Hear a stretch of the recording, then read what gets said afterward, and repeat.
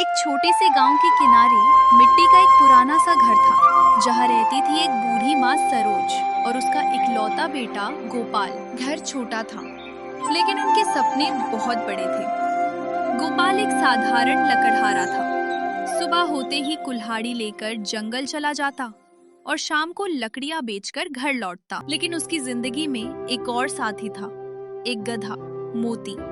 मोती सिर्फ बोझ उठाने वाला जानवर नहीं था, वो गोपाल का दोस्त था, उसका हमसफर। समय धीरे धीरे बीतता जा रहा था। सरोज की उम्र ढल रही थी और चिंता बढ़ती जा रही थी। बेटा गोपाल, अब तेरी शादी की उम्र हो गई है। माँ, पहले मैं कुछ बन जाऊं, फिर शादी करूंगा। हर दिन वही मेहनत, वही संघर्ष। गोपाल और मोती साथ जंगल जाते, लकड़ियां काटते। मोती, आज ज्यादा लकड़ी काटनी है। मैं तैयार हूँ। और फिर गोपाल पूरे जोश के साथ लकड़ी काटने में जुट जाता है। एक दिन घर से निकलते ही गोपाल को ग्राहक मिल गया। गोपाल, कल मेरे घर एक बड़ी पूजा है, इसलिए मुझे अच्छी और ज्यादा मात्रा में लकड़ियां चाहिए होंगी। रोहित, तुम बिल्कुल चिंता मत करो। तुमने मुझ पर भरोसा किया है, मैं उस भरोसे को टूटने नहीं दूंगा। तुम्हारे लिए सबसे अच्छी लकड़ियां लेकर आऊंगा। फिर तीनों साथ साथ चलने लगते हैं। रास्ते में थोड़ी दूर जाने के बाद रोहित रुक जाता है। ठीक है गोपाल, मैं यहीं से लौटता हूँ। शाम तक लकड़ियां पहुँचा देना। ठीक है रोहित, तुम चिंता मत करो, मैं समय पर सब पहुंचा दूंगा।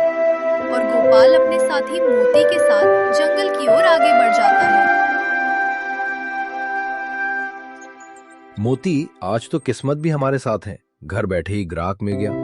अब हमें बाजार की धूल नहीं छाननी पड़ेगी। अगर ऐसा ही चलता रहा ना, तो हमारा सपना बहुत जल्दी सच हो जाएगा। गोपाल, तुम चिंता मत करो, सब कुछ ठीक होगा। हमारा वक्त भी जरूर बदलेगा। और फिर गोपाल पूरे हौसले के साथ लकड़ियां इकट्ठा करने में जुट जाता है।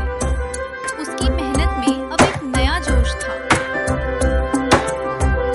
गोपाल और मोती लकड़ियों का बोझ उठाए जंगल से बाहर निकलने लगते हैं।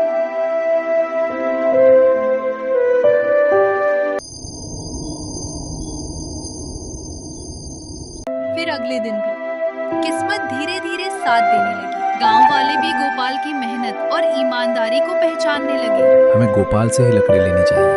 वो बहुत ईमानदार है और हमेशा सबसे अच्छी लकड़ी लाता है। गांव का एक आदमी मुस्कुराते हुए बोला, हाँ, तुम बिल्कुल सही कह रहे हो।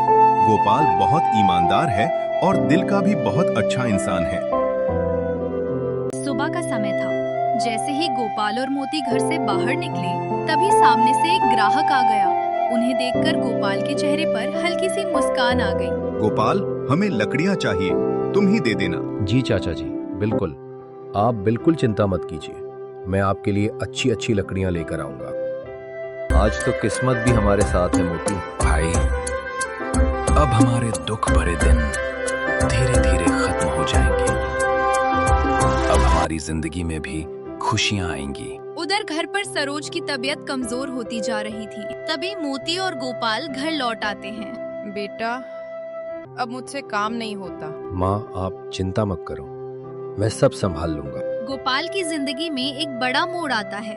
एक दिन जंगल जाते समय गोपाल को एक अनजान बुजुर्ग मिला। बेटा, मुझे बहुत सारी लकड़ियां चाहिए। मैं तुझे 10 गुना पैसे दूंगा। नहीं चाचा जी, मुझे सिर्फ मेरी मेहनत का सही पैसा चाहिए। भाई, तूने तो आज दिल जीत लिया। गोपाल लकड़ी काटने में अपनी पूरी जी जान झोंक देता है। हर वार में उसकी मेहनत और मजबूरी साफ दिखाई देती है। फिर गोपाल और मोती भारी लकड़ियां उठाए उस बुजुर्ग के घर पहुंचते हैं। उनके कदमों में थकान थी, लेकिन दिल में उम्मीद अभी भी जिंदा थी। बाबा जी, ये लीजिए आपकी लकड़ियां। बेटा, मुझे ये लकड़ियां नहीं चाहिए थी। मैं तो बस तुम्हारी परीक्षा ले रहा था और तुम उस परीक्षा में सफल हो गए। वो कोई साधारण बुजुर्ग नहीं था, वो एक अमीर व्यापारी था जो गोपाल की परीक्षा ले रहा था। बुजुर्ग ने अपनी असली बात बताई। मेरी एक बेटी है, मैं चाहता हूं कि तुम उससे शादी करो।